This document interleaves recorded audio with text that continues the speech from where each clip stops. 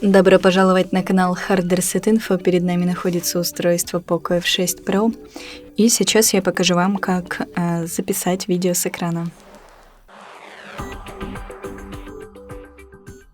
Итак, свайпаем вниз и ищем здесь запись экрана. Находим, нажимаем. Прежде чем начнем записывать, можем перейти в настройки и настроить разрешение, качество, ориентацию, источник звука, частоту кадров. Также можем завершать запись при блокировке экрана. Можно показывать касание жесты, показывать нажатие кнопок. Когда все настроили, нажимаем на красную кнопочку, и у нас идет запись. Когда мы записали все, что нам нужно записать, мы просто нажимаем на таймер и на красненький квадратик. На этом все. Спасибо за просмотр. Ставьте лайки, подписывайтесь на наш канал.